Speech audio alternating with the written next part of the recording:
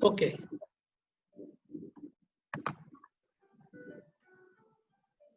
You can start, Dr. Sir.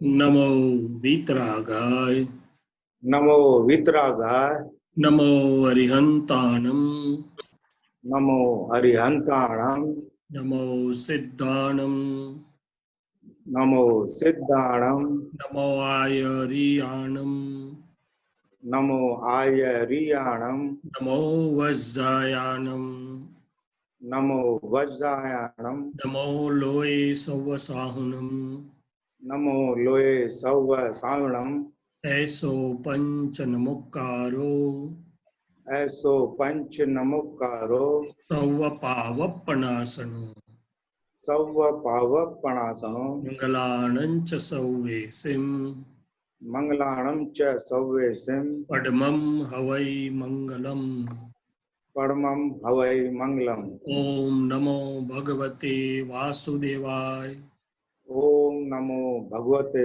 वासुदेवाय। ओम नमः शिवाय ओम नमः शिवाय। जय सच्चिदानंद।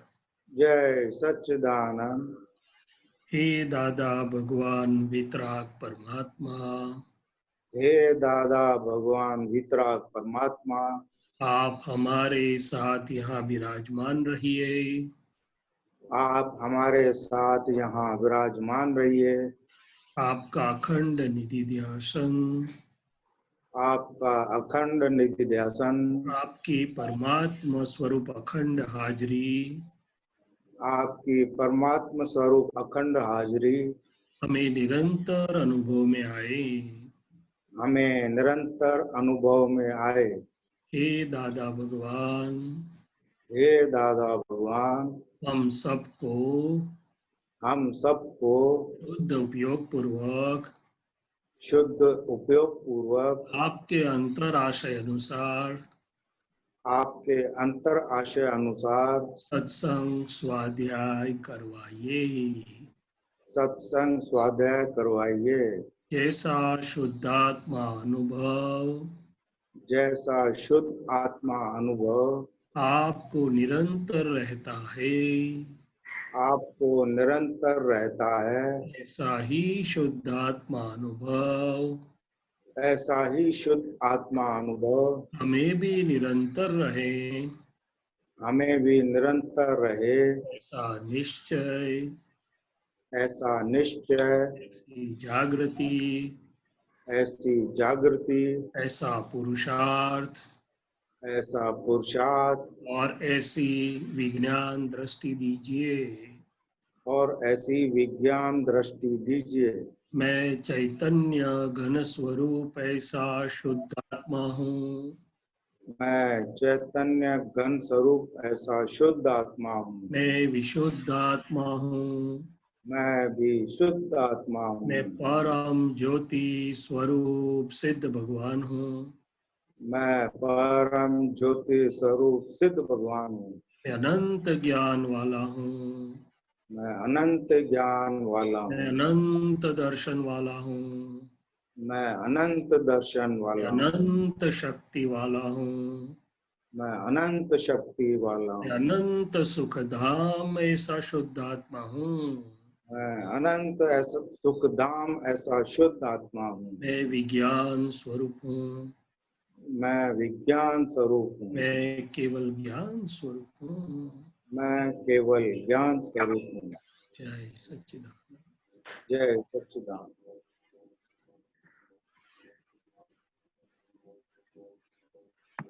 जय सच्चिदानंद।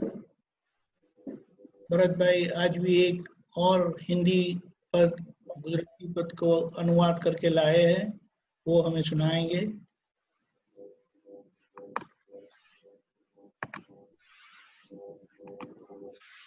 जय सच्चिदानंद।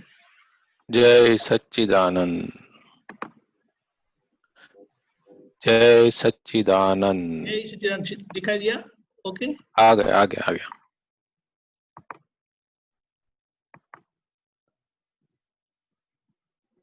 धर्माचार्यो उपदेशक के प्रवचन शब्द है प्राकृत फल, फूल सुगंध से एलर्जिक को साइनस लाता सर्दी शुल्क। धर्माचार्यो उपदेशक के प्रवचन शब्द है प्राकृत फूल। फूल सुगंध से एलर्जिक को साइनस लाता सर्दी शुल्क। महावीर बाइबल कुरान पर है लिखने वाला अहम प्रचुर। उसके ऊपर टीका टिप्पण करने वाला कीर्ति मशगुल। जिस बोधक के शब्द के पीछे माने छाया पेट की भूख, वे सारे तो बोध है वासित, मनरंजन है मत प्रचुर।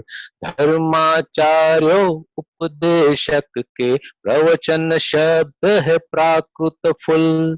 फूल सुगंध से एलर्जिक को साइनस लाता सर्दी शुल्क। सब धर्मों और सब शास्त्रों के दृष्टि मुताबिक दर्शन नूर। जैसा जिसका प्राकृत भेजा वैसा उसको फिट वर्तुल। अंग्रेजों के चर्म मुताबिक चर्म में प्रेयर मौन कमल।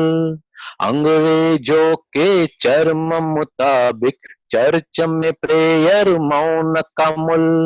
मांसाहारी मुस्लिमों के आवरण जैसे बांग कमल। धर्माचार्यों उपदेशक के प्रवचन शब्द है प्राकृत फूल। फूल सुगंध से एलर्जिक को साइनस लाता सर्दी शुल्क।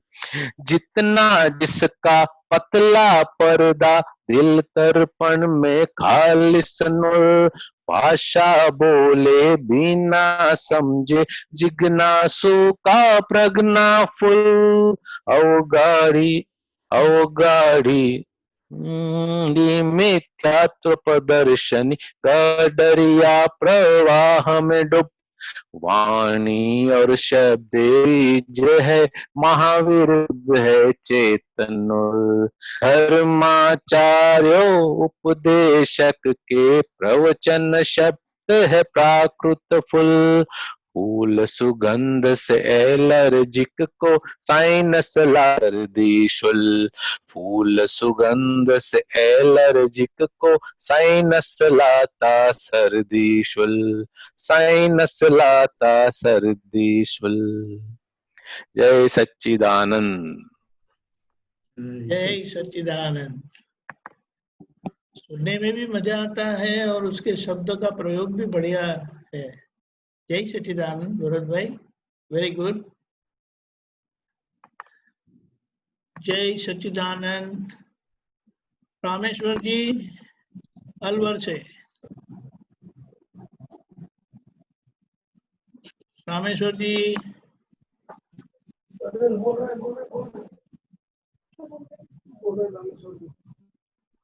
क्या बोलता है आपका पोता?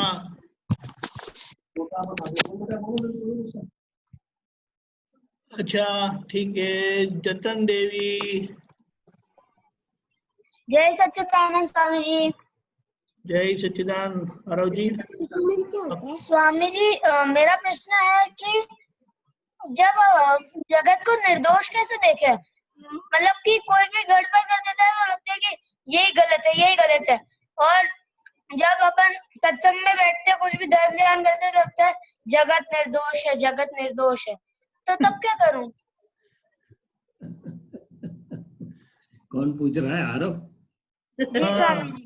जय सच्चिदानंद स्वामी। जय सच्चिदानंद। जय ऐसा है आरव कि आपके माता पिता ने या दादा दादी जो भी है तो आपको रिजल्ट तो सिखा दिया है, मगर वो रिजल्ट पर पहुंचे कैसे उसके लिए वो आपका गणित में मैथमेटिक्स होता है ना, उसमें जवाब तो दे देते हैं जी। पड़ती है। क्या पड़ती है? यदि जवाब सही लिख दिया तो पूरे मार्क नहीं देते हैं, वो रीत सही होनी चाहिए। तो कहने का मतलब है जैसे हम और आप। स्वामी जी थोड़ा तेज बोलिए ना। तेज बोलो? नहीं तेज ऊंचा ऊंचा बोलिए थोड़ा। सुना, बोलो। हाँ हाँ सुनाई देता है? जी स्वामी जी। हाँ जी, चलो। तो जैसे हम आगे बढ़ेंगे, आप हम सब, ऐसे हमको ये कुदरत के कानून जो है, उसकी जो व्यवस्था है, उसका जो संचालन चल रहा है, वो धीरे धीरे पता चलेगा। क्या चलेगा? अभी तो हमें ठीक ढंग से पता नहीं है। अभी तो किसी ने बोला और हमने सुन लिया। क्या किया? हाँ, किसी ने बोला और हमने सुन लिया। हाँ। आपकी मम्मी या दादी माँ कुछ बहुत बढ़िया खाना बना लेती है, खाने का तो अच्छा लगता है, मगर मुझे या आपको बनाने का बोले तो आता नहीं। क्यों? क्योंकि हमें रीत मालूम नहीं। क्या है? हम रीत मालूम नहीं। अनुभव नहीं है उसमें। उसी प्रकार से इसमें धीरज रखना पड़ेगा।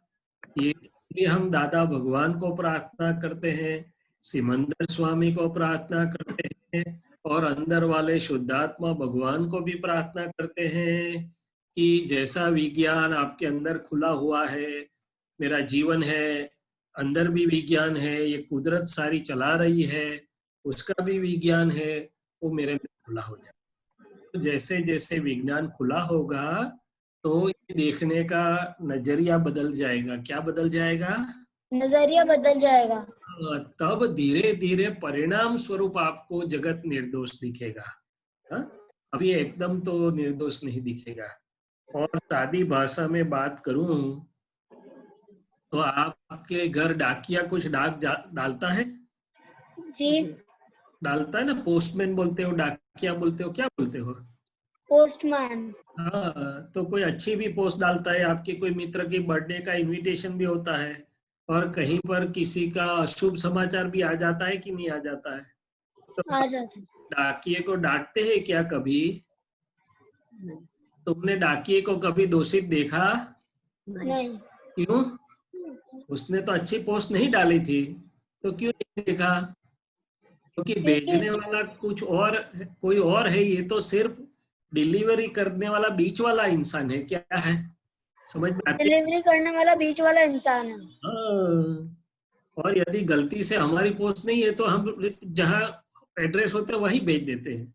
उसी प्रकार हमें जो दोषित दिखाई देता है, वो खुद करने वाला नहीं है, वो कुदरत का डाकिया है, पोस्टमैन है। क्या है? डाकिया है। हाँ, कुदरत कुदरत किसी को भेजेगी कि नहीं भेजेगी कुछ काम के? भेजेगी। हाँ, तो कभी हम पोस्टमैन को कसूरवार ठहरा सकते हैं? नहीं। नहीं। बस इतना समझ जाओ कि ये जो हमें दिखाई दे रहे हैं, वो खुद नहीं कर रहे हैं, वो स्वतंत्र रूप से, वो तो किसी का करवाया हुआ साधन है। वो लोग क्या है, जिसको हम निमित्त बोलते हैं, शास्त्र की भाषा में क्या बोलते हैं? निमित्त। निमित्त है, पोस्टमैन है। आपकी भाषा में, मेरी भाषा में पोस्टमैन है। इसलिए वो दोषित नहीं है, निर्दोष है। और दूसरी कि यदि किसी के हाथ में स्वतंत्र सत्ता होती तो कोई हमें चैन से जीने देता क्या? क्या? नहीं। और हमारे हाथ में स्वतंत्र सत्ता होती तो हम जो हमें पसंद नहीं उसको सबक सिखा देते कि नहीं सिखा देते? सिखा देते हैं। मगर ऐसा होता है क्या? नहीं। तो इसलिए इसका अर्थ ये है कि न तो हमारे पास स्वतंत्र सत्ता है, न तो औरों के पास स्वतंत्र सत्ता है। क्या है? वो तो सब किसी के चलाए हुए चलते हैं। दिखता है सत्ता है, पावर है, मगर इंडिपेंडेंट नहीं है। तो यदि स्वामी जी, ये हाँ, स्वतंत्र सत्ता क्या है? ओ बाप रे। स्वतंत्र स्वतंत्र सत्ता का मतलब ये है कि आप जो चाहो वो सब कर सकते हो। क्या? नहीं। तो ये क्या हुआ? स्वतंत्र सत्ता का मतलब जब जहां मैं जो चाहूं वो कर सकूं, और न होने का मतलब मैं चाहते हुए भी कर नहीं सकता हूँ। कोई बार लगता है कि मैं कर सकता हूँ, अधिक बार लगता है कि मैं नहीं कर सकता हूँ। उसका मतलब कि मेरे हाथ में स्वतंत्र पावर नहीं है। क्या है? स्वतंत्र सत्ता नहीं है। हाँ। क्या मैं बोलने के लिए स्वतंत्र हूँ? नहीं, नहीं। वो तो जब जैसा लोग पूछेंगे ऐसा ही बोलना पड़े, ऐसा ही निकलेगा। इसका मतलब है कि यदि किसी के पास स्वतंत्र सत्ता नहीं है तो फिर कसूरवार कैसे ठहराएंगे किसी को? जी, वो तो किसी की सत्ता से चल रहे हैं। क्या चल रहे हैं? सत्ता से चल रहे हैं। इतना आप शॉर्ट में समझ जाओ। मैंने 2 चीज बता दी आपको। एक, कोई जानबूझ के नहीं कर रहा है, वो तो पोस्टमैन डाकिया निमित्त है। क्या है? डाकिया वो निमित्त है। और दूसरा, किसी के पास अपना खुद का स्वतंत्र पावर नहीं है। क्या? किसी तो के पास अपनी स्वतंत्र सत्ता नहीं है। इसलिए दुनिया कसूरवार नहीं है, निर्दोष है। मगर आगे चल के जब आपको ज्यादा मालूम चलेगा, मुझे भी थोड़ा थोड़ा ही मालूम चल रहा है, अभी पूरा नहीं मालूम चल रहा है। इसलिए हमें भी मेहनत, स्वाध्याय करना पड़ता है। क्या करना पड़ता है? कि स्वाध्याय करना पड़ता है। उसे दिखाई देता है, उसको निर्दोष कैसे दिखे। और तीसरी गम्मत वाली चीज बोलूं, गम्मत हो गई। जी, आप कभी अपनी दादी माँ, नानी माँ जो भी होगी उसके साथ आँख के डॉक्टर के पास गए? या तो दादी माँ को पूछा आपने चश्मा क्यों पहना? नहीं। पूछो ना, क्योंकि बिना चश्मे ठीक से दिखाई नहीं देता। क्या होता है? किसी बिना चश्मे के ठीक से दिखाई नहीं देता। को नंबर आया, किसी को मोतिया बिंदु आ गया, इसलिए नया चश्मा लेना पड़ता है। क्या लेना पड़ता है? नया चश्मा। उसी प्रकार हमारी जो दृष्टि, अंतर की आंख है ना, एक बाहर की होती है और एक अंदर भी आंख होती है। जी, हाँ, तो अंदर की आंख अभी हमारी साफ नहीं हो गई, इसलिए हम ज्ञानी की समझ के चश्मे इस्तेमाल करने की कोशिश कर रहे हैं। ठीक है? जी। चश्मे परफेक्ट हो जाएंगे ना, तब हमें सब सही दिखने लगेगा। चलो, जय सच्चिदानंद। जय सच्चिदानंद। स्वामी जी, मेरे भाई का भी एक प्रश्न है। दीपक आनंद जी से पूछो। हाँ, बोलो बोलो। धीरे बोल। नहीं सुनाई नहीं सुनाई देता है। तेज बोल और धीरे बोल। सच्चा प्रतिगमन कैसे? आप बोलो आरव, क्या बोल रहा है वो सच्चा प्रतिगमन कैसे करे? सच्चा प्रतिक्रमण। अच्छा, जी स्वामी जी। तो उसके लिए मुझे आपसे ये समझना पड़ेगा कि सच्चा नहीं, झूठा प्रतिक्रमण किसको बोलते हैं? उसका इसके मतलब, कहने का मतलब है कि मतलब दिल से प्रतिगमन कैसे करना है। तो उसका मतलब मैं समझाता हूँ आपको कि चलो, आपके घर कोई मेहमान आए, पसंद हो कि ना हो, ना पसंद वाले को भी आओ आओ ऐसा बोलना पड़ता है ना। मगर कोई बहुत अच्छा मित्र आ गया तो आप दिल से बोलते हो कि नहीं, अरे आइए आइए आइए, जल्दी आइए जल्दी आइए। ये भेद है कि नहीं? ऐसा ही प्रतिक्रमण जब करते हैं, तब प्रतिक्रमण करते हैं वो सचमुच में तो झूठा कभी नहीं हो सकता है, नहीं तो वो प्रतिक्रमण करेगा ही नहीं, वो सच्चा ही होगा। मगर कहने का मतलब कि अपनी दिल की निष्ठा से करें हम, ताकि भूल, हमारे हृदय से हम भूल की माफी मांगते हैं और हृदय से नक्की करते हैं कि वापिस ऐसा नहीं करूंगा, तो फिर वो वापिस गलती नहीं होगी। आपसे जब आपकी मम्मी दुखी हो जाती है, आप कुछ चीज लेने की ठान लेते हो, मम्मी हाँ ना करती है, तब आप क्या करते हो? रूठ जाते हो कि नहीं रूठ जाते हो? मचाते हो कि नहीं मचाते हो? फिर मम्मी की आंख में आंसू आ जाए, तब आप सच्चा प्रतिक्रमण करते हो कि फिर खाली खाली करते हो? सच्चा। तो बस उसका नाम तो सच्चा प्रतिक्रमण, उसका नाम कि वापिस आपकी वजह से मम्मी की आंख में आंसू नहीं आए। इतना ख्याल रखना, बस मैं बता दूं। वापिस न हो ऐसा हम दिल से करें। हाँ, की बात साथ बात करें। स्वामी जी तो अगर जैसे प्रतिगमन कर रहे हैं तो दादा भगवान का विज्ञान और बुद्धि मिल जाए तो प्रतिगमन पावरफुल होगा या वीक? पावरफुल है।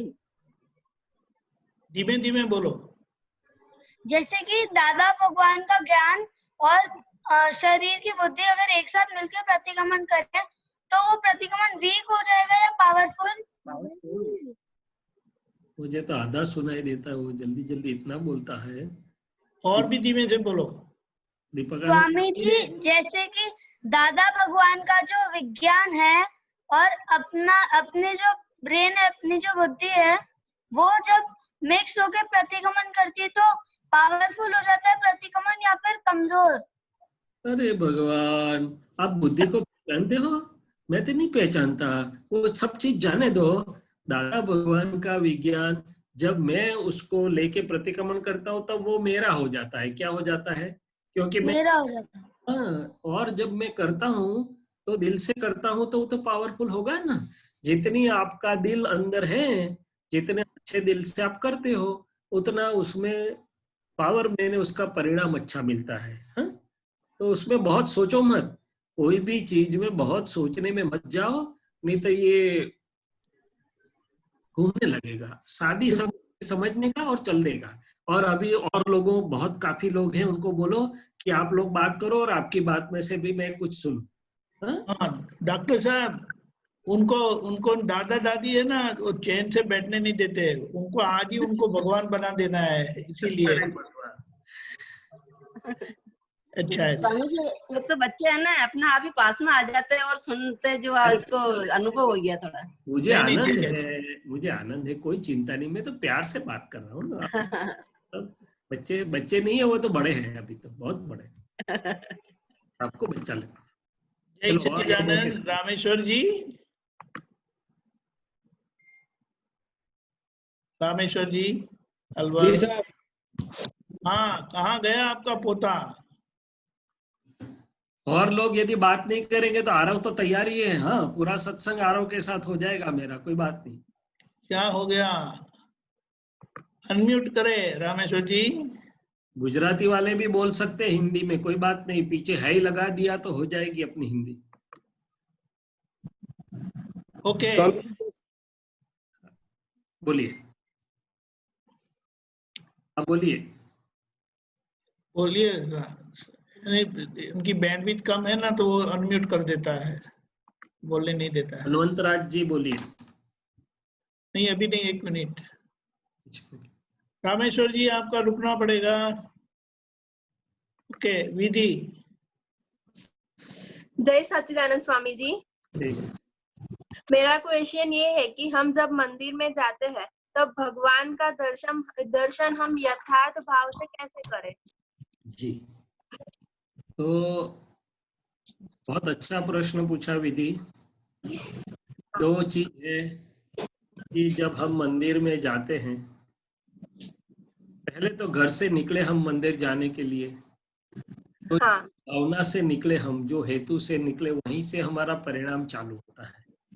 और विज्ञान की ढंग से थोड़ा समझते हैं कि हर एक चीज में दो चीजें होती हैं। एक क्रिया से जो हो रहा है वो भी फल दे रहा है, और दूसरा हमारे अंदर दिल में जो एक मेरे इंटेंट बोलते हैं उसको, इंटेंट है, और उसके आधार से जैसे हमारे भाव है, दोनों साथ मिलके दोनों अपना अपना फल देती है। ठीक है, तो आप मंदिर जाने के लिए निकले, कोई लोग हमारे जैसे इसलिए निकलते हैं कि पापा मम्मी बोलते हैं कि जाओ ना मंदिर। कोई लोग इसलिए जाते हैं कि एग्जाम आई है तो मंदिर जाके जाए तो कुछ पेपर ठीक से लिख पाएंगे। कोई लोग इसलिए जाते हैं कि भाई मंदिर जाएंगे तो पति पत्नी अच्छे मिलेंगे, या तो मिल गए हैं तो फिर उनका स्वास्थ्य या तो हमारे पर राजी रहे, जो भी कोई घर। तो जा रहे हैं वो एक चीज है, दिल में क्या हेतु लेके जा रहे हैं, भावना लेके जा रहे दूसरी चीज है। अच्छा, हम मंदिर गए, भगवान के सामने हमने दर्शन कर रहे हैं सब, अभी व्यक्ति दर्शन कर रहे हैं, एक ही प्रकार के फूल चढ़ा रहे हैं, नारियल, जो भी करते हैं, क्या लगता है पांचों को सही फल मिलेगा, समान परिणाम फल मिलेगा कि अलग अलग? अलग अलग मिलेगा। अलग अलग क्यों भाई? सबने एक सरीखा किया तो बोलते हैं कि द्रव्य क्रिया में जो किया उसका भी फल मिलेगा, तो उसका फल क्या मिलेगा? बोले रिलेटिव फल मिलता है, संयोग अच्छे मिलते हैं। कैसे दर्शन करने वो भी बता रहा हूँ, साथ साथ में पूरा विज्ञान बोल रहा हूँ। हाँ। जब छोटे थे, 18 साल की उम्र में दादा भगवान मिले, उसके पहले भी मंदिर में जाते थे, तो मैं कैसे जाता था वो भी बताता हूँ, बाद में क्या फर्क पड़ गया वो भी बताता हूँ। तो पहले मंदिर जाता था, रास्ते में भी कोई मंदिर आ जाता था तो ऐसे जरा हाथ जोड़ के कर लेता था, संस्कार तो थे। ऐसा बोलता था कि भगवान परीक्षा में अच्छे मार्क आ जाए ऐसा करना, क्योंकि उस समय में पढ़ाई कर रहा था। बोलता था मेडिकल में कुछ एडमिशन मिल जाए ऐसा करना, कोई कि मेरी वो भावना मांगनी थी। हाँ। फिर दादा भगवान मिले तो हम छोटा सा हार लेके जाते थे। उस जमाने में 3 रुपये 4 रुपये का आता था छोटा सा गुलाब का हार, क्योंकि ज्यादा पैसा नहीं था। 1977-8 की बात कर रहा हूँ। तो दादाजी को जाके पहनाते थे। तो दादाजी ने विज्ञान ओपन किया था कि ये जो आपने किया उसका 2 फल मिलेगा, या रिलेटिव का फल संसार में और मोक्ष में जाने के लिए सानुकूल संयोग मिलेंगे, और अंदर जो भाव और निश्चय है तो उसका मोक्ष के बाजू जाएंगे। अभी आपकी बात पर आ रहा हूँ कि जैसे भी हम भगवान का दर्शन करते हैं तो पहली तो हमें भावना और प्रार्थना करनी है कि हे प्रभु, आपका स्वरूप वही मेरा स्वरूप है। ऐसा मैंने सुना है, मुझे लगता है आप अनंत ज्ञान वाले हो, अनंत दर्शन वाले हो, अनंत शक्ति वाले हो, अनंत सुख का धाम हो और अविनाशी हो। ऐसा मेरी समझ में है, मगर आपका स्वरूप मुझे अनुभव में नहीं आ रहा, और ऐसा ही जो मेरा स्वरूप है वो भी अभी मुझे अनुभव में नहीं आता है। तो हे प्रभु, आप ऐसी कुछ कृपा कीजिए कि आपका मूल स्वरूप और मेरा मूल स्वरूप मेरी समझ में आए, उसका मुझे अनुभव हो, और उसके लिए मुझे ऐसे यथार्थ निमित्त मिल जाए। क्या मिल जाए? यथार्थ निमित्त। ऐसे जब आप भावना करोगे तो ऊंचे दर्शन होंगे। क्योंकि अभी तो हम जो भगवान के दर्शन करते हैं हमारी रिलेटिव दृष्टि में, मान्यता में, समझ में जो है ऐसे करते हैं। क्या करते हैं? कोई कृष्ण को बहुत प्यार करता है, बहुत अच्छी बात है। कोई बाल कृष्ण को प्यार करता है, कोई मक्खन चोर था उसको प्यार करता है, कोई कृष्ण का सारथी हुआ था उसको प्यार करते हैं। मगर वो तो उसका रिलेटिव स्वरूप है, गलत नहीं है, वो पूजनीय है, वंदनीय है।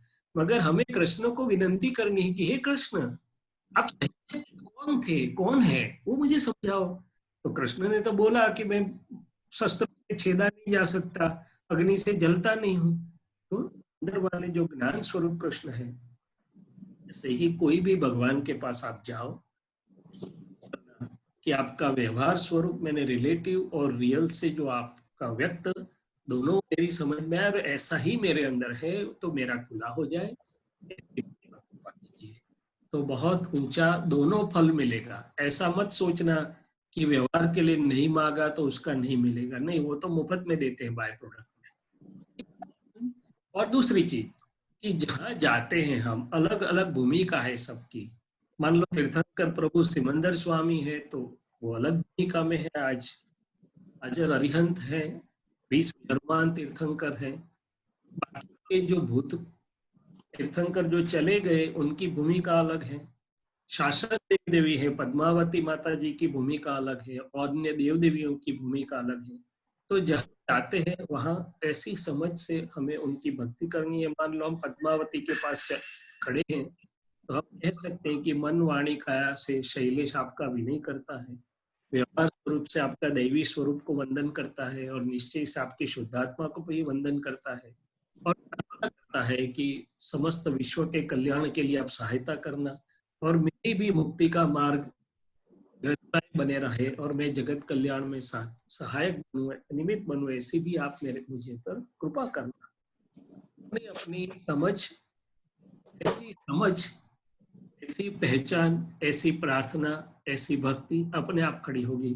तो सबसे महत्वपूर्ण क्या है? समझ। जो हम आपने पूछा और हम जो बात कर रहे हैं अभी समझ की, अगर उसके साथ साथ ये पूरा विज्ञान है, इसलिए विज्ञान जितना हमारे समझ में आएगा अपने आप अच्छा परिणाम देगा। क्या देगा? अच्छा परिणाम देगा। हाँ, तो सब जो कि दिया क्यों जलाते उसके पीछे भी विज्ञान है, फूल क्यों चढ़ाते हैं, ये अक्षर चोखा क्यों, सबके पीछे विज्ञान है, कुछ ना कुछ साइंस है। और आप लोगों से खास करके यंग लोग, ये जो अक्षय लीडरशिप जो है ना, सब यंग जो है, अभी काफी साल काम करना है। हाँ। तो आप हमारा ये प्रार्थना है कि विज्ञान, हर एक चीज के पीछे विज्ञान अच्छे ढंग से समझने की कोशिश करिए, प्रार्थना करिए, कोशिश करिए। तो आप आशीर्वाद दो ऐसा। मैं तो ऊपर से मांगता हूँ। अच्छा, भगवान से। चलो, बहुत अच्छा। जय सच्चिदानंद। रामेश्वर जी।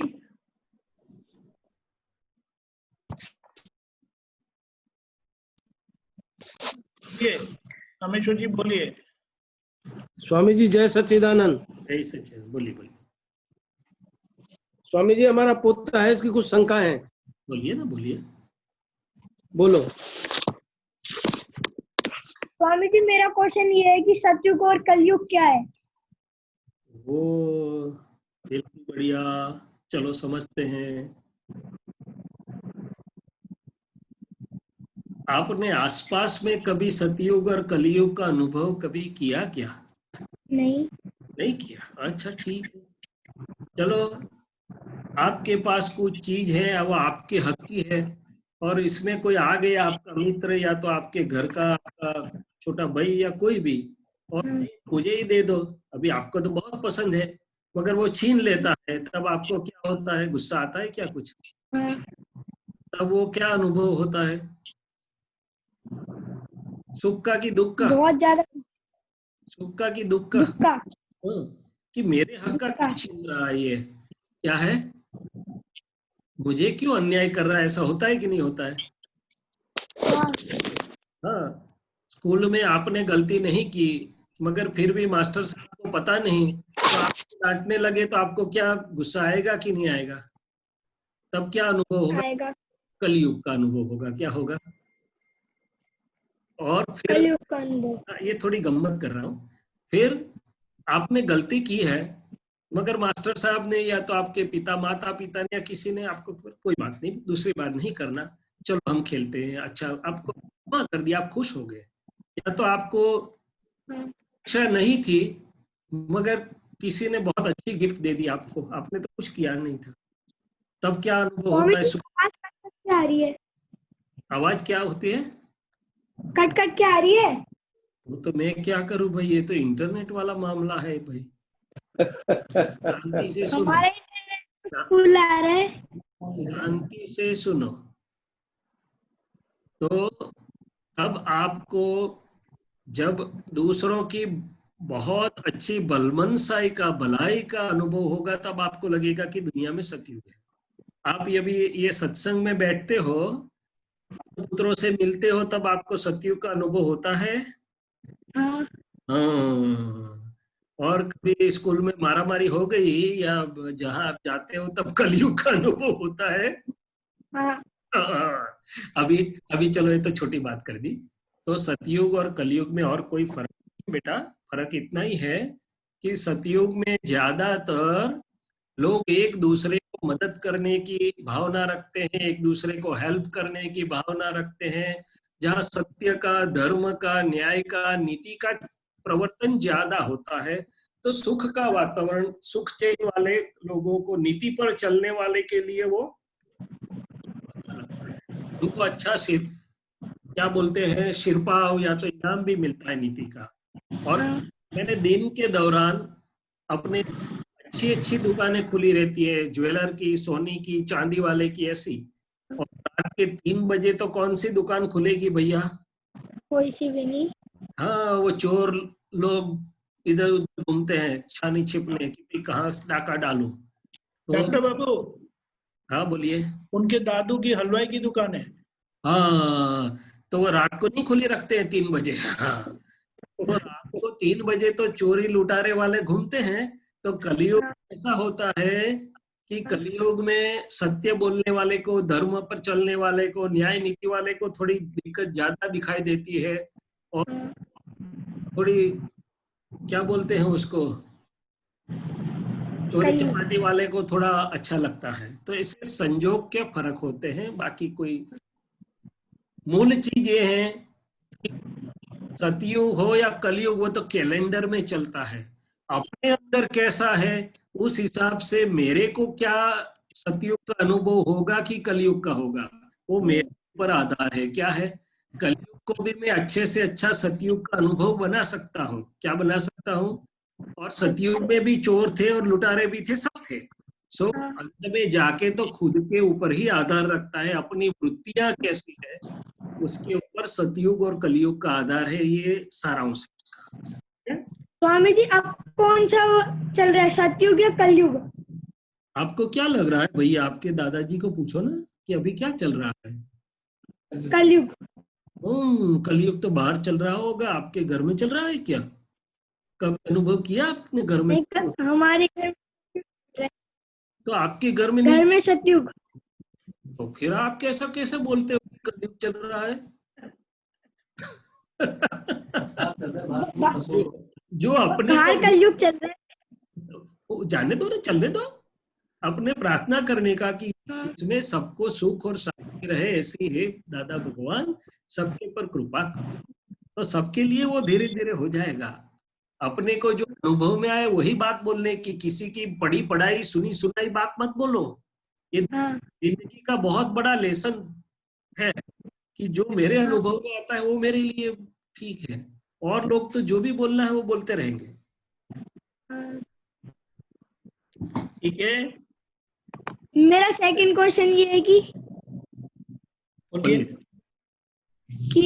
वो अगर हम बोलते हैं शुद्ध आत्मा, बलशाली, बुद्धिमान, तो इससे हमें क्या क्या बेनिफिट मिलते हैं? क्या पूछा उसने? जरा दोबारा बोलिए। अगर हम बोलते हैं मैं शुद्ध आत्मा हूँ, मैं भाग्यवान हूँ, मैं बलशाली हूँ, मैं बुद्धिमान हूँ, तो इससे हमें क्या बेनिफिट मिलते हैं?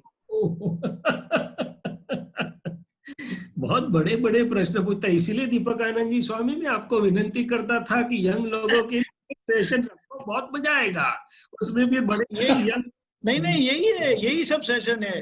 चलो कोई बात नहीं, चलने दीजिए। हाँ, भले भले भले। तो देखो स्वामी जी आपका पोता है ये? मैं कहा, मैं तो इन लोगों के साथ ज्यादा से ज्यादा बात करने के लिए उत्सुक क्या हूँ। आपका नाम क्या बताया बेटा आपने? निवान। क्या? नोनू।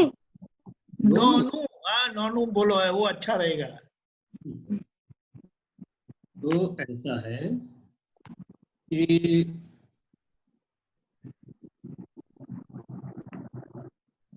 आपका और मेरा पहले तो कोई नाम नहीं था, फिर ये हमारी कोई बात जो होती है नाम हुआ देती बुआ जो भी होती है, छठे दिन 7वें दिन, फिर पहले तो मुझे लगता है मेरा नाम शैलेश है, फिर बोलते बोलते मैं शैलेश हूँ, ऐसा इफेक्ट चालू हो जाता है।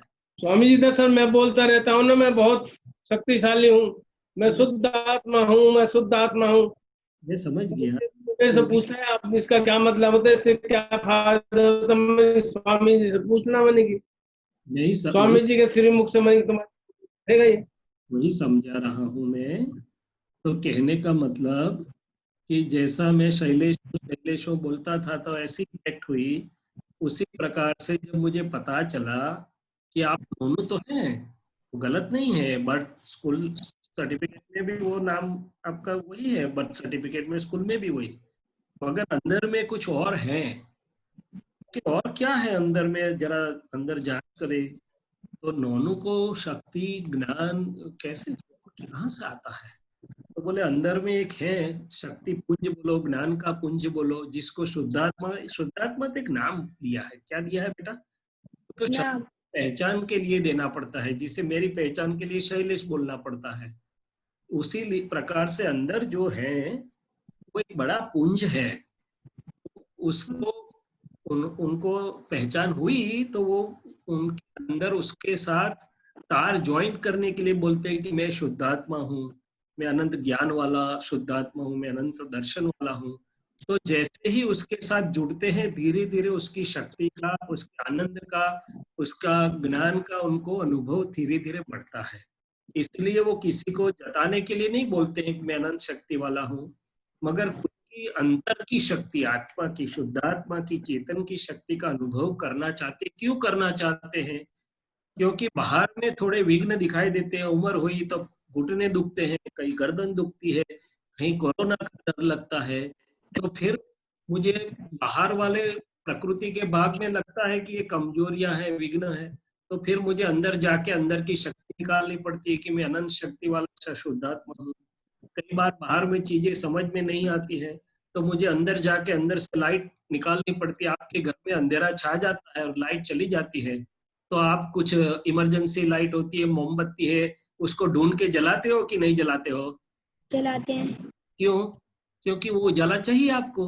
उसी प्रकार जीवन में से गुजरते हुए जो भी संयोग हर व्यक्ति के सामने से गुजर रहा है, उसमें अंदर में एक पुंज ऐसा है कि जब चाहो उसको यदि पहचान हुई है उसके बाद में बात, पहले तो उसकी पहचान होनी चाहिए। और पहचान होने के बाद वो ऐसा अमृत कुंभ है कि जब चाहो आपको यदि उसका ढंग मालूम है तो उसके साथ जुड़ के आप वो ज्ञान, वो समझने की शक्ति, वो सब अंदर से पा सकते हो। इसलिए वो अंदर जुड़ता है, खुद की भक्ति करता है। और सादी भाषा में बोलो तो हमारे मोबाइल होता है, आप गेम खेल रहे हो या कुछ कर रहे हो और एकाएक बैटरी डाउन हो जाए तो आप क्या करते हो? चार्जिंग पे लगा देते हैं। हाँ, और फास्ट चार्जिंग चाहिए तो क्या करते हो?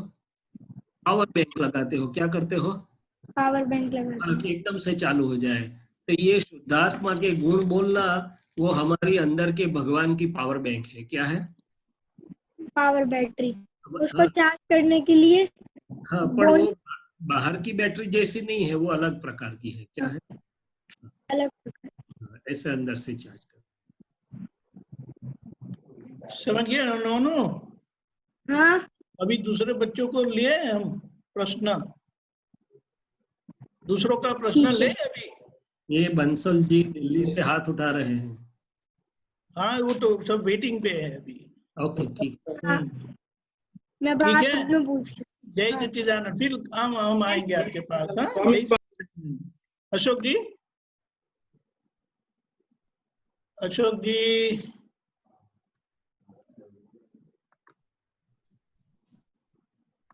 अशोक जी अनम्यूट करिए, आपका पूछना है तो।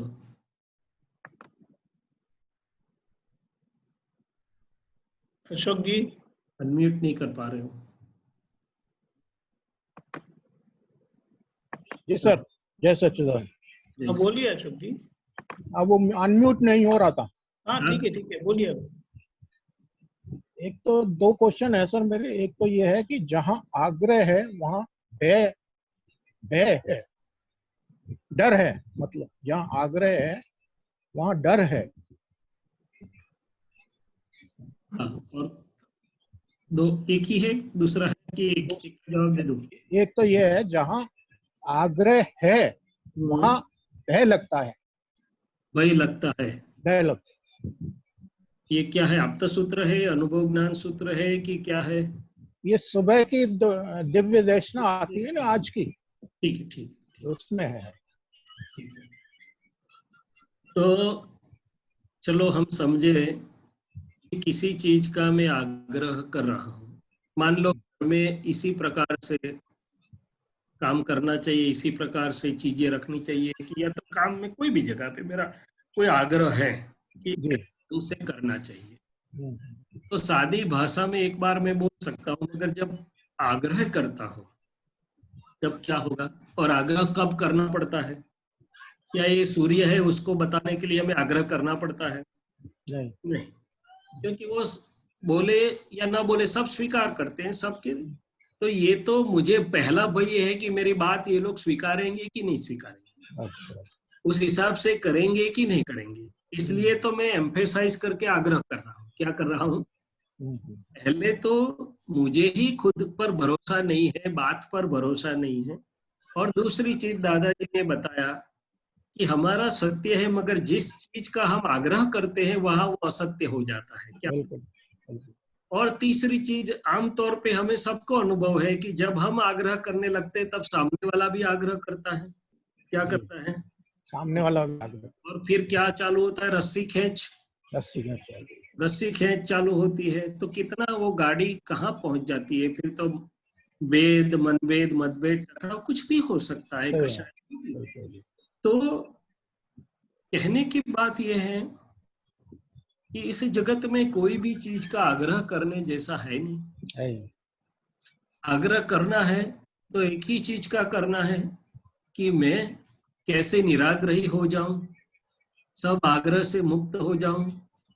मैं कैसे मेरे आग्रहों पर मेरी जागृति बने, कैसे मेरी प्रकृति में जो जो भी आग्रह है उसके ऊपर मेरी जागृति से मैं नामधारी के आग्रह को पहचान सकूं और नामधारी को समझा के उसके पास प्रतिक्रमण करवा के आग्रह में से मुक्त करवा सकूं।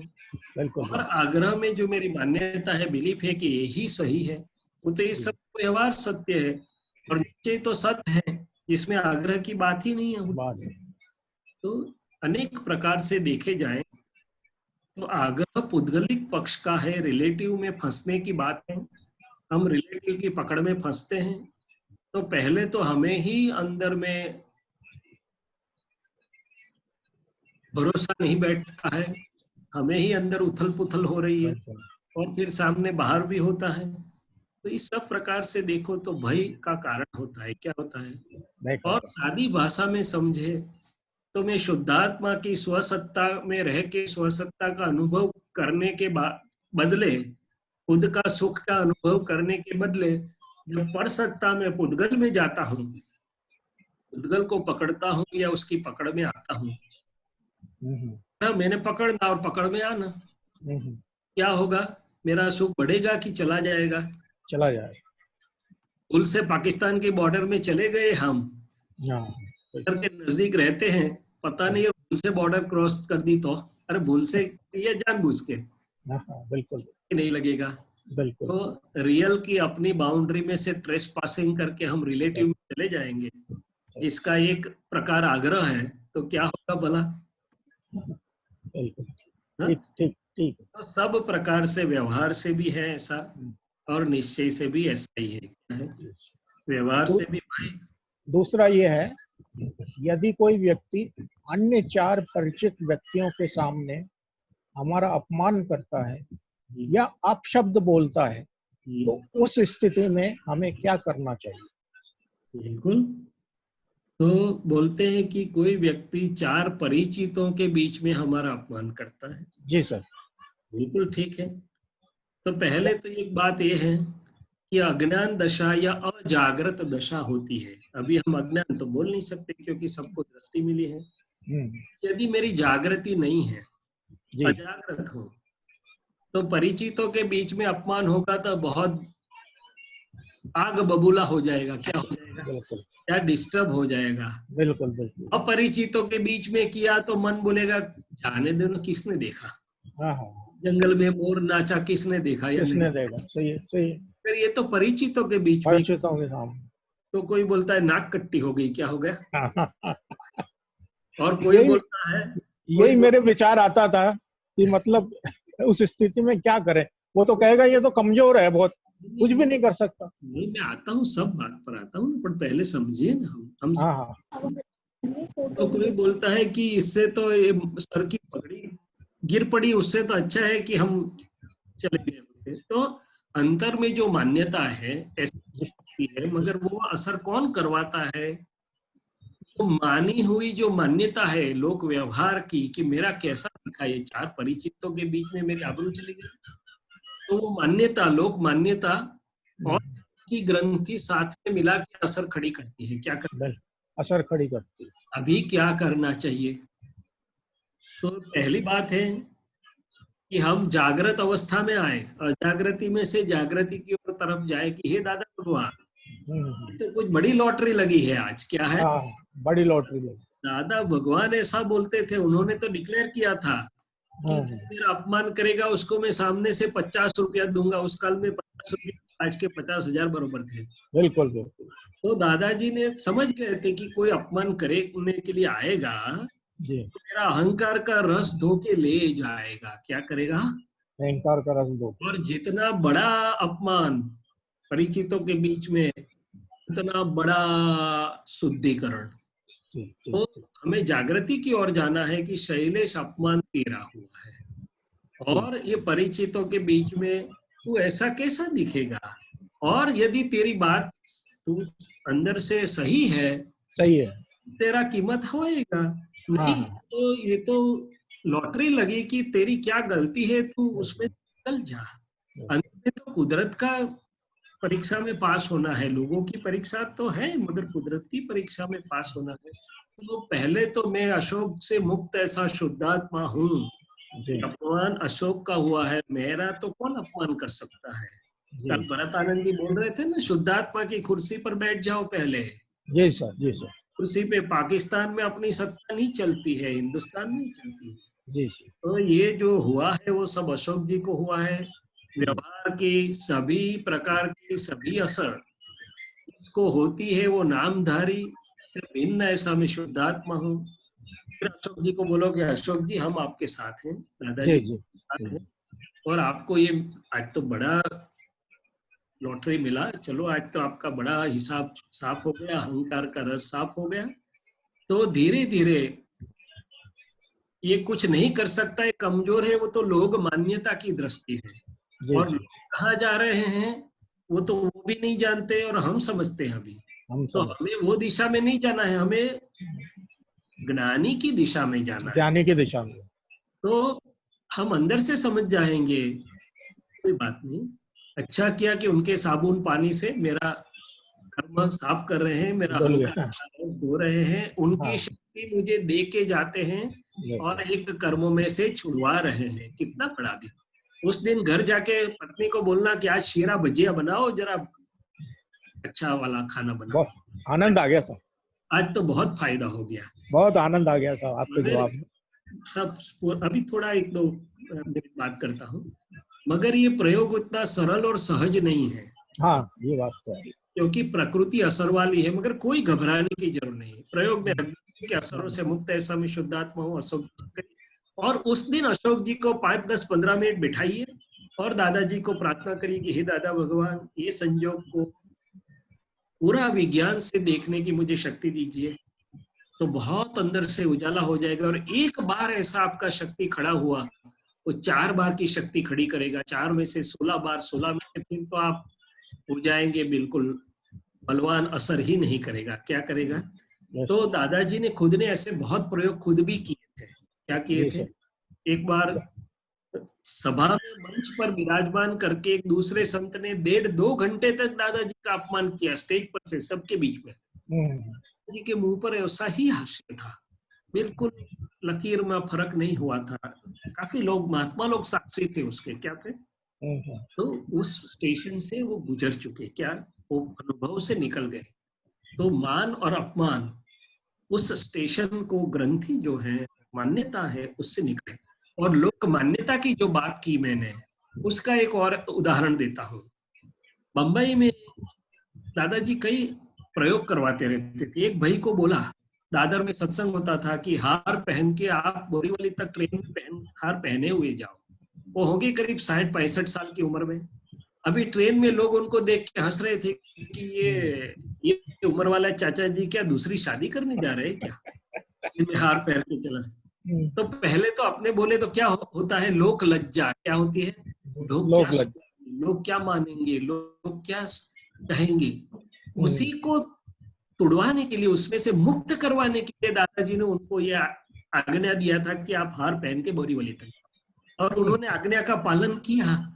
उसके फलस्वरूप ये लोक संज्ञा में से निकल गए। क्या हो गया? निकल बहुत बड़ी चीज है कि मूल ज्ञान तो हमको दे दिया, उस अज्ञान में से छुड़वाया, मगर लोक संज्ञा, लोक व्यवहार, लोग क्या मानेंगे, क्या कहेंगे, उसमें से हम नहीं निकले अभी।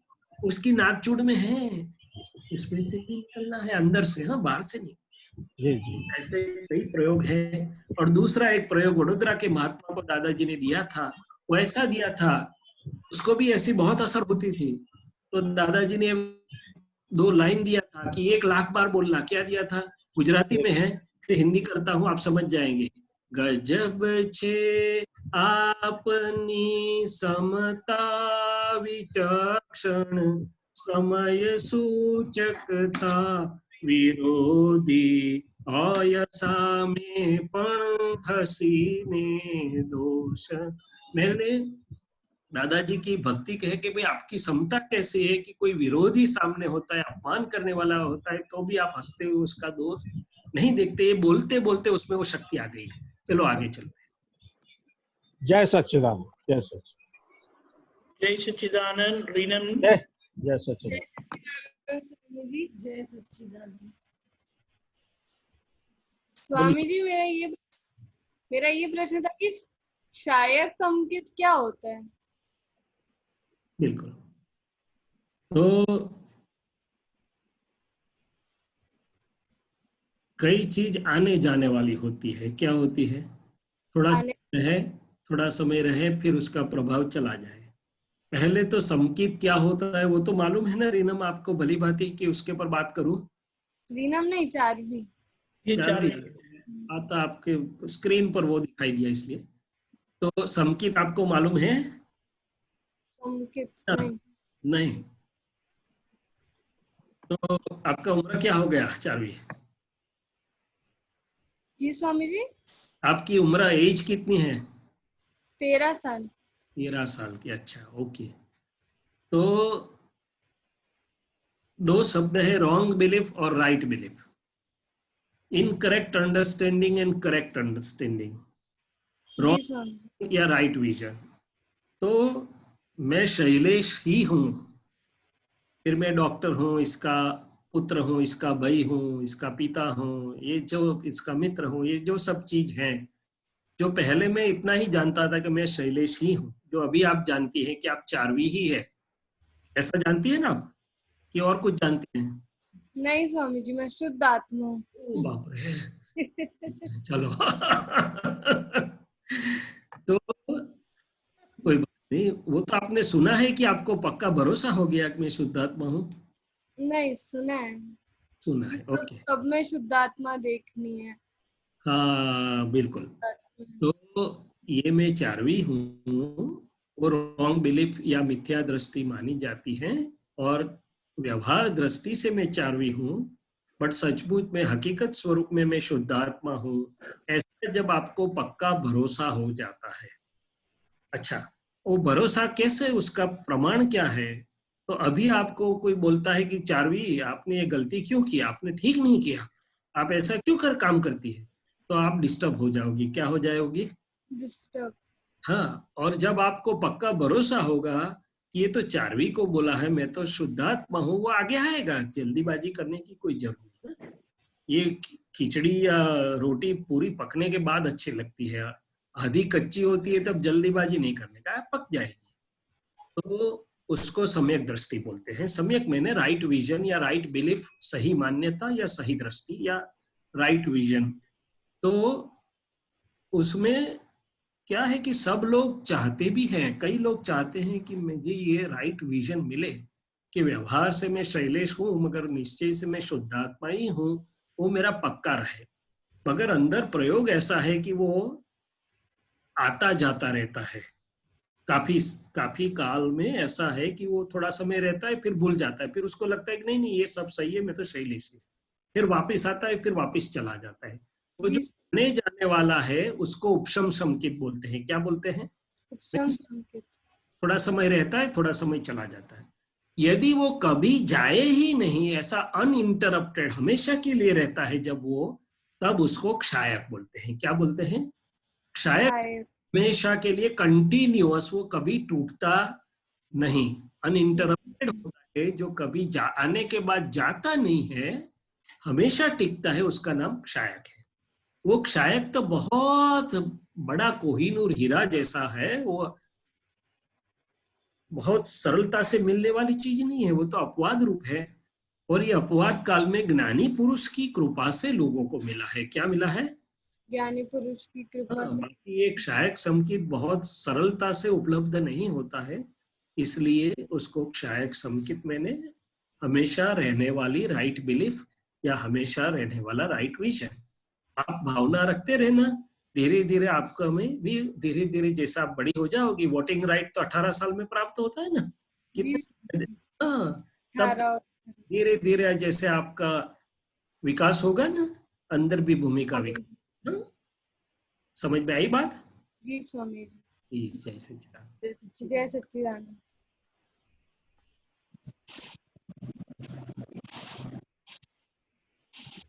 चलो आगे, जो भी प्रश्न है।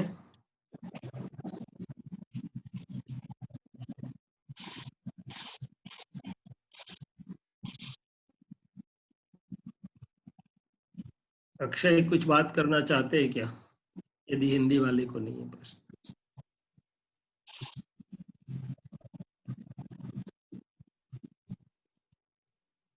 दीपक आनंद जी आप म्यूट है। सुरेश जी।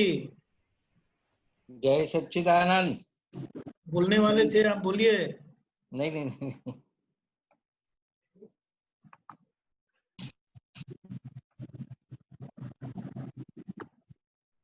रामेश्वर जी। हाँ जी साहब। अरे नोनू, कहाँ गया हाँ? तुम्हारा प्रश्न कहाँ है? हाथ खड़ा मेरा करके रखे हैं। मेरा प्रश्न ये है कि आत्मा क्या होती है? डॉक्टर, आप लगे जाओ अभी। ठीक है। अच्छा, ये बताओ मुझे हाँ? कि आत्मा क्या होती है। आप उसको मैं पहचान तो करवाऊं, मगर कैसे आप पहचानना चाहते हो? हाथ लगा के, स्पर्श करके, आंखों से देख के, कानों से सुन के, कैसे आप उसका अनुभव करना चाहते हो? बोलो पहले को, कैसे आप पहचान करोगे वो बताओ मेरे को। चलो एक स्टोरी करता हूं मैं। एक हाथी आ गया और उसके पास एक अंधा खड़ा है, एक आंख से देखने वाला खड़ा है, एक को किसी को कान से सुनाई नहीं देता है। तो वो सब लोग कैसे, किस ढंग से पहचान करेंगे हाथी की? वो अंधा है, वो हाथ लगा के पहचान करेगा कि हाथी कैसा है, क्या है। और जो सुनता है, दिखता है, वो देखेगा, मगर हाथी की आवाज उसको मालूम नहीं चलेगी ना। आत्मा तो है, मैं उसको अनुभव भी आपको थोड़ा सा। स्वामी जी थोड़ा तेज बोलो। अरे भाई, मेरा गला बैठ जाता है। तेरे कंप्यूटर को बोलो ना जरा तेज हो जाए यार। आपके दादाजी को बोलो कि स्पीकर अच्छा लगा दे वहां की आवाज अच्छे ढंग से आए। वो फोन पर है। अरे बाप रे, ठीक है, कोई बात नहीं। तो आत्मा तो एक शब्द है, मगर मैं सादी भाषा में समझाता हूँ आपको कि अभी आपको कोई म्यूजिक नहीं सुनाई दे रहा है, कोई अच्छा खाना नहीं मिल रहा है, तो आपकी 5 इंद्रियों को कोई सुख मिले ऐसी जगह तो यहाँ है नहीं। तो आपको आनंद आ रहा है कि नहीं आ रहा है? आ रहे। वो कहाँ से आ रहा है, आपने सोचा? आत्मा में। हाँ, तो इसी प्रकार से जो आत्मा है वो अनुभव कर सकते हैं, उसका क्या कर सकते हैं, और उसका एक स्वभाव है आनंद। अच्छा, दूसरी चीज, नोनू आंख बंद कर लेता है, सब आंख बंद कर लिया तो अभी कुछ जान सकता है कि नहीं जान सकता है? जान सकते हैं। हाँ, तो वो जानने का गुण, आंख तो बंद किया तो किस में है? दिमाग में। दिमाग में। अच्छा, दिमाग में है तो दिमाग को कि उसके ऊपर कोई है जो जान सकता है? थोड़ा सा नींद दे दिया, नींद में दिमाग जागता है कि सो जाता है? क्यों प्रश्न हो गया, पागल क्यों हो गए? आप सो जाते हो तब कई बार आपको मालूम चलता है ना अच्छी नींद आ गई थी कि अच्छी नींद नहीं आई थी। वो किसको मालूम चलता है? अच्छी नींद आ गई थी। वो किसको मालूम चलता है? आपका दिमाग तो सो गया था। तो लोग बोलते हैं मुझे मजा आई, मुझे आत्मा। हम कहते हैं मुझे मजा आई, मुझे कंटाला आया, मुझे पसंद आया, मुझे नापसंद आया, मुझे अच्छी नींद आ गई। तो वो तो आई, वो भाग अलग है, और उसको जानने वाला अलग है। क्या है? तो वो जो जानने वाला आपके अंदर है ना, उसकी तरफ आप मुंह मोड़ के जरा देखिए कि कौन जान रहा है अंदर। तो आत्मा 3 गुण से उसका अनुभव में आता है, वो देखना, जानना और आनंद। तो अंदर जब आप देखोगे तो देखने वाला है, जानने वाला है, और आनंद उसका स्वभाव है। तो उस तरह आपको समझ में आएगा, तब आपको आत्मा थोड़ा समझ में आने लगेगा। इस तरीके से समझाता हूँ कि आपके पास जितना भी चीज है वो कायम का है कि आने जाने वाला है? आपके पास मिठाई की थाली हलवाई की होती है, वो चली जाती है कि कायम रहती है? चली जाती है। अच्छा, और आपके कपड़े बपड़े कायम रहते हैं कि चले जाते हैं कोई बार? कायम रहते हैं। नहीं, कपड़े तो फट नहीं जाते जिन्हें नहीं आते, वो तो पुराना शर्ट तो निकल जाता है ना। हाँ, और अपनी बॉडी कायम की है कि आने जाने वाली है? बोलो। स्वामी जी, इनको भी एक प्रश्न था। अरे पहले आपकी तो बात खत्म करो। एक ऑपरेशन खत्म किए बिना मैं दूसरा ऑपरेशन थोड़ा ले सकता हूँ, टाका लेना पड़ता है। तो ये जो सब आने जाने वाला है आपके पास, जिसको आप मेरा मेरा मेरा बोलते हो, तो उसको जानने वाला तो कायम का होगा ना, तभी वो जान सकता है ना कि आने जाने वाला है। तो अंदर कायम वाला कौन है, उसको मुंह मोड़ो तो आपको समझ में आएगा कि आत्मा क्या है। क्या है, समझ में आई थोड़ी बात मेरी कि नहीं आई? आई ना? हाँ चलो। मेरे को एक और प्रश्न था। बेटे कल करना, अभी हमारा टाइम हो गया, अभी 4:30 बजे कितने, नहीं तो क्विकली बोल दो, चलो जल्दी बोल दो। क्या? जल्दी से फटाफट बोल दो। वो दादा भगवान, चलो कल पूछ लूंगा।